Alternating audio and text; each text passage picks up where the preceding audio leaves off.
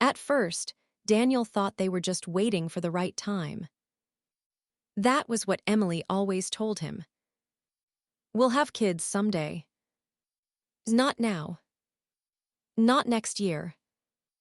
But someday. And because he loved her, he believed her. Hi, this is Breakup Diaries. This story was shared anonymously. And it's about what happens when two people love each other, but want completely different futures. When Daniel and Emily first got together, they talked about everything. Marriage. Where they wanted to live. How many kids they wanted. Emily always smiled during those conversations. She always said she wanted a family too. So Daniel never questioned it. He thought they were building toward the same life. And for a while, it really felt that way. They were happy. They traveled. Went out whenever they wanted. Built a comfortable life together. And every now and then, Daniel would bring it up again. Kids. A family. The future. But every time he did, there was always a reason to wait. We're too busy right now. Maybe after we move. Maybe after things settle down. However, Daniel understood. He did not want to pressure her. He respected her timing because he thought it was their timing. But after a few years, he started noticing something. Every time the conversation came up, Emily looked uncomfortable. Like she wanted to change the subject as quickly as possible. And every excuse started sounding the same. That was when Daniel started wondering if they were really waiting for the right time. Or if Emily was waiting for something else entirely. Daniel thought Emily just needed more time. She had always been careful about big decisions. So when she said she was not ready yet, he tried to understand. He believed love meant patience. And for a while, that was enough. But the years kept moving. And every time Daniel brought up children, Emily had another reason to wait. We should travel more first. We should enjoy being married. Maybe after we buy a bigger place. There was always another condition. Another milestone. Another delay. Daniel accepted it because he thought they still wanted the same future. Just on different timelines. But after a while, he noticed something that bothered him. Emily never talked about children unless he brought it up first. She never pointed out baby clothes in stores. Never smiled at strollers. Never talked about names. It was like the future Daniel, imagined, only existed in his head. One night, after another awkward conversation, Daniel asked her directly, "Do you still want kids?" Emily looked down at her plate for a few seconds before answering. "Of course I do," she said. But something about it felt forced. Like she was saying what he wanted to hear, instead of what she really felt. And for the first time, Daniel started wondering if she had ever wanted the same life at all. Because waiting feels very different when you know someone is coming with you. But when they keep standing still, eventually, you start asking yourself if they were ever planning to move at all. Backhand index, pointing right comment below. How long would you wait for someone you love? The conversation happened after another argument.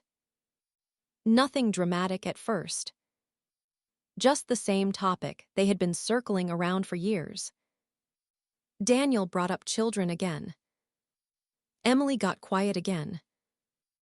And suddenly, he was tired of pretending not to notice it. "Why do you always shut down when we talk about this?" he asked. Emily looked frustrated. like she had been carrying something she did not want to say out loud. For a few seconds, neither of them spoke. Then she finally said it. "I do not want pregnancy to ruin my body." Daniel just stared at her. He thought he had heard her wrong. But she kept going. She talked about stretch marks, weight gain, losing her shape, looking older, feeling unattractive. She said she was scared he would stop looking at her the same way. Scared he would lose interest.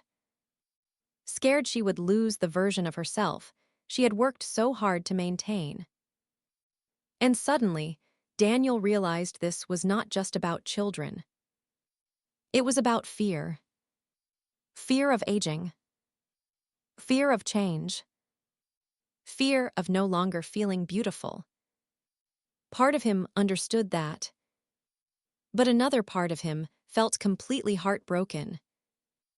Because, while she was protecting the life she had now, he had been dreaming about the life they were supposed to build together. And the hardest part was realizing she had probably known this all along. She had just been too afraid to say it. Too afraid to admit that the future he wanted was never really the future she wanted too. After that conversation, Daniel could not stop thinking about it. Not because he wanted to judge Emily, but because he finally understood something that had been sitting between them for years. This was never about timing. It was never about money, or travel, or waiting for the perfect moment. Emily did not want the same future he wanted. And suddenly, every memory felt different. Every excuse. Every delayed conversation. Every time she smiled and said someday. Because now Daniel knew that someday had probably meant never. And that realization broke something in him. He had spent years waiting patiently. Years imagining birthdays, family vacations, little shoes by the front door. He had already built that future in his mind. And now he was being forced to accept that he might never have it with her. Emily told him he was making too big a deal out of it. She said they already had a good life. That they loved each other. That should have been enough. But Daniel knew love was not always enough when two people wanted completely different things. Because he was not asking for something small. He was asking for the future he had always dreamed about. And the more they talked, the more impossible it started to feel. Because neither of them was truly wrong. Emily had the right to want control over her own body. Daniel had the right to want children. But sometimes love is not destroyed by betrayal. Sometimes it is destroyed by the simple fact that two people want completely different lives. For weeks, Daniel kept hoping something would change. He hoped Emily would think about what she said and realize how much it mattered to him. He hoped she would meet him halfway. He hoped love would somehow make the decision easier. But it did not. Every conversation made things worse. Emily accused him of pressuring her. Daniel accused her of wasting years of his life. And somewhere in the middle of all that pain, they both started saying things they could not take back. Emily told him he cared more about having children than about her. Daniel told her she had never really been honest about what she wanted. And maybe both of them were right. Because Daniel did want children more than he wanted this version of the relationship.